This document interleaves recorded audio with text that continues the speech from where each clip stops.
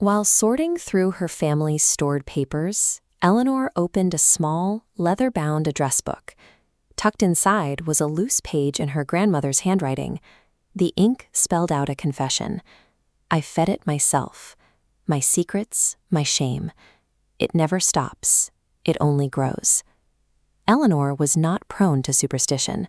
She was a postgraduate researcher in London, carrying degrees in folklore, anthropology, and history. As the daughter of a British father and an Indian mother, she had spent years building a quiet, highly structured life around archives, citations, and footnotes. Her academic specialty was land mythology.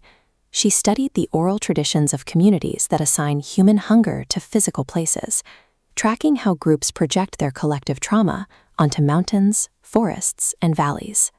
To Eleanor, these stories were psychological mechanisms to be categorized, but her grandmother's fragment stripped away that academic distance. The language was written as a literal encounter, a ground that demanded to be fed. Eleanor recognized that hunger because she was carrying a devastating secret of her own. Growing up in South London, Eleanor was raised on a family mythology that left almost no room for failure. The defining figure of her childhood was a man she had never met.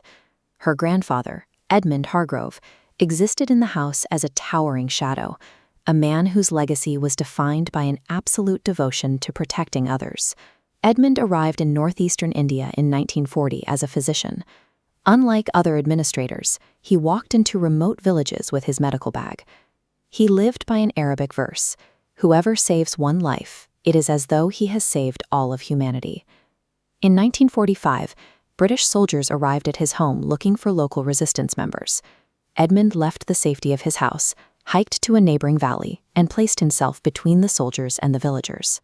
He died at 37, shielding people he had been explicitly told were not his concern. Being the descendant of a martyr creates a suffocating standard. Eleanor grew up internalizing the idea that a good person sacrifices whatever is necessary to keep vulnerable people safe.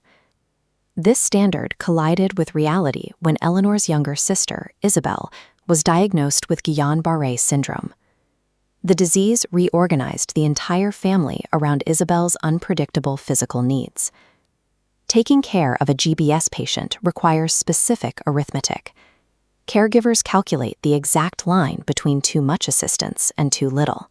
The margin is vanishingly narrow. Eleanor was failing this arithmetic, exhausted by exams and her own low-grade anxiety. On a Tuesday afternoon in 1990, Eleanor was scheduled to check on Isabel at 3 o'clock. She arrived at 4:30. In that 90 minutes, Isabel choked. The aspiration happened quietly, and by the time Eleanor walked into the room, her sister was already gone. The doctors and her parents concluded it was a natural complication of the illness. Eleanor let them believe that, but she knew she had missed her check-in, and that her 90-minute delay had cost Isabel her life. To survive this knowledge, Eleanor built a fortress out of her career.